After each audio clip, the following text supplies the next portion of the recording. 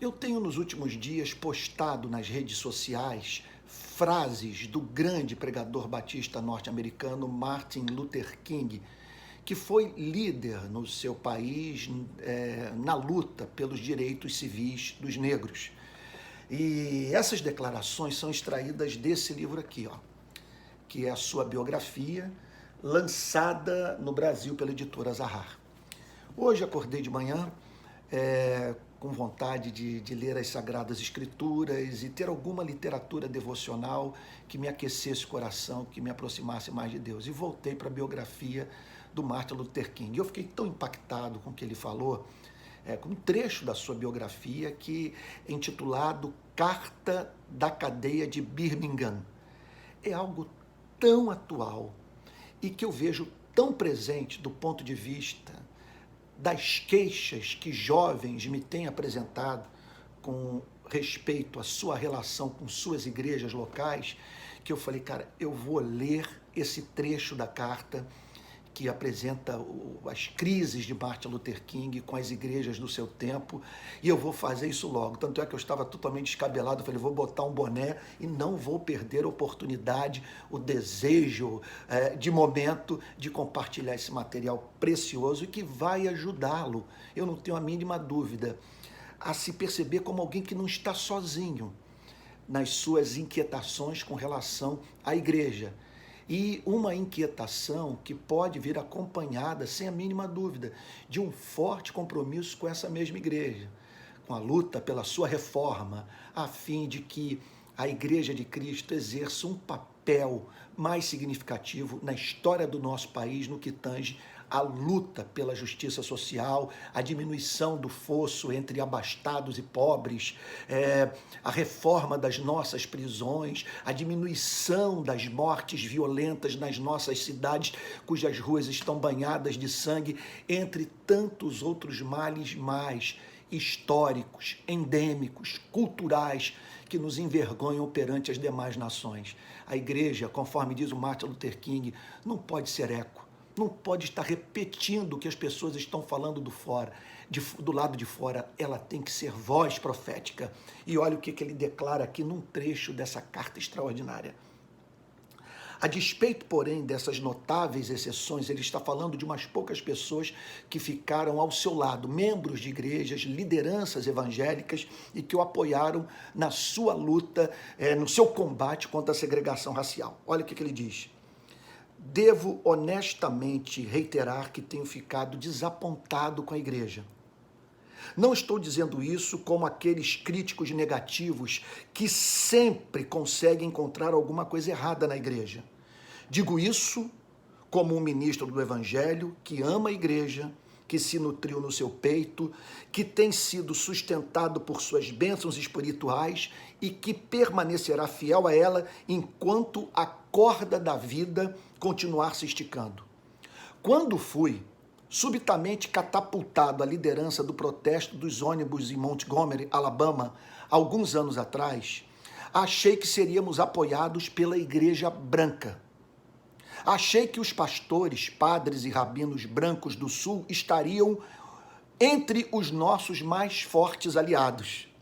Em vez disso, alguns têm sido adversários declarados, recusando-se a entender o movimento pela liberdade e difamando seus líderes, enquanto muitos outros se mostraram mais cautelosos que corajosos. Essa frase é extraordinária. Mais cautelosos do que corajosos. E permaneceram em silêncio com a proteção anestésica dos vitrais de suas igrejas. Apesar de meus sonhos frustrados, vim para Birmingham com a esperança de que a liderança religiosa branca desta comunidade pudesse perceber a justiça de nossa causa e, com um profundo interesse moral, fosse capaz de funcionar como um canal através do qual nossas queixas pudessem chegar às estruturas de poder. Eu esperava que cada um dos senhores pudesse entender. Mais uma vez, porém, fiquei desapontado. Ouvi numerosos líderes religiosos do Sul aconselhando os fiéis de suas igrejas a obedecerem à decisão contra a segregação, porque essa é a lei. Mas queria ouvir pastores brancos declarando: sigam esse decreto porque a integração é moralmente correta e porque o negro é seu irmão. Em meio às gritantes injustiças infligidas ao negro, vi religiosos brancos colocando-se de lado e vocalizando, preste atenção no que ele vai dizer aqui, irrelevâncias piedosas e trivialidades farisaicas. Em meio a uma vigorosa luta para livrar nossa nação da injustiça racial e econômica, ouvi muitos pastores dizerem: trata-se de questões sociais nas quais o evangelho não tem nenhum interesse real. E vi muitas igrejas se dedicando a uma religião totalmente transcendental que estabelece uma distinção estranha, não bíblica, entre corpo e alma, sagrado e secular. E ele prossegue dizendo: viajei de cima a baixo pelo Alabama, pelo Mississippi e por todos os estados do sul.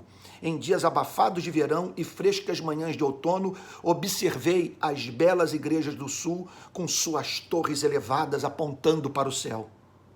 Contemplei as silhuetas dos seus amplos prédios destinados à educação religiosa e muitas vezes me percebi perguntando: que tipo de pessoa frequenta essa igreja? Que indagação! Me permita dizer quantas vezes eu passei por essa crise. Que tipo de pessoa frequenta essa igreja? Qual é o Deus delas? Onde estavam suas vozes quando os lábios do governador Barnett verteram palavras de discordância e negação? Onde estavam elas quando o governador Wallace fez um apelo estridente ao desafio e ao ódio? Onde estavam as vozes de apoio quando homens e mulheres negros humilhados e fatigados decidiram sair das masmorras sombrias da complacência para as luminosas colinas do protesto criativo? Sim, essas perguntas ainda estão em minha mente. Com uma profunda decepção, tenho lamentado a indiferença da igreja, mas tenho certeza de que minhas lágrimas são de amor. Não pode haver uma decepção profunda se não houver um amor igualmente profundo. Sim, eu amo a igreja. Como poderia ser de outra forma? Estou na posição verdadeiramente singular de filho, neto e bisneto de pastores. Sim, vejo a igreja como o corpo de Cristo, mas sim, como maculamos e desfiguramos esse corpo com o descaso social e o medo de sermos não conformistas. E ele prossegue declarando: olha, eu queria parar aqui que eu estou vendo o cronômetro, mas olha, 2 parágrafos que são espetaculares. Olha o que ele diz. Houve um tempo em que a igreja era muito poderosa, tempo em que os primeiros cristãos se regozijavam por serem considerados dignos de sofrer por sua crença. Naqueles dias a igreja não era meramente um termômetro que registrava as ideias, não era meramente um termômetro que registrava as ideias e os princípios da opinião popular. Era um termostato. Então você tem igreja termômetro e igreja termostato, que transformava os costumes da sociedade. Sempre que os antigos cristãos entravam numa cidade, as pessoas no poder ficavam incomodadas. Vou repetir, sempre que os antigos cristãos entravam numa cidade, as pessoas no poder ficavam incomodadas e imediatamente tentavam prendê-los por serem perturbadores da paz e agitadores forasteiros. Mas os cristãos continuavam sua marcha na convicção de que constituíam uma colônia do céu, da qual se exigia obediência a Deus, não aos homens. Pequenos em número, eram grandes em seu compromisso. Estavam intoxicados demais pelo divino para serem astronomicamente intimidados. Com seu esforço e exemplo, puseram fim a perversidades antigas, como o infanticídio e a luta de gladiadores. Agora as coisas são diferentes. Assim, com frequência, a igreja é uma voz fraca, improdutiva, com um som ambíguo. Assim, com frequência, a igreja é uma arquidefensora do status quo. Longe de ser ameaçada pela presença da igreja, a estrutura de poder da comunidade em geral é consolada pela sua aprovação silenciosa e muitas vezes declarada das coisas como elas são. Mas o julgamento divino se impõe à igreja como nunca antes. Se a igreja de hoje não recuperar o espírito de sacrifício da igreja antiga, vai perder a autenticidade, alienar a lealdade de milhões e ser desprezada como um clube social irrelevante, sem significado no século XX. Todo dia, e aqui eu vou concluir, poderia ler mais, todo dia, essa frase para mim é impressionante, é uma descrição da minha relação com jovens cristãos brasileiros, que me procuram muitas vezes com lágrimas para falar sobre suas frustrações. Ele termina dizendo a seguinte coisa, num parágrafo, o texto é mais longo: todo dia travo conhecimento com jovens cuja decepção com a igreja se transformou em repulsa declarada. E o que eu quero, uma leitura desse trecho da autobiografia de Martin Luther King, é lutar por uma igreja na qual esses jovens inconformados encontrem espaço e se vejam na vanguarda pela luta das tão necessárias transformações sociais do nosso país. Que Deus levante essa geração, que Deus lhe dê dons, lhe dê ousadia, lhe dê talentos, abra portas, que Deus fortaleça os braços desses jovens, a fim de que corra pelo mundo a notícia de que o Brasil se tornou uma nação menos desigual, que suas prisões foram reformadas, que a classe trabalhadora passou a viver com mais dignidade em razão do protagonismo daqueles que têm o amor de Cristo em seu coração. Que Deus o levante nesses dias, em nome de Jesus.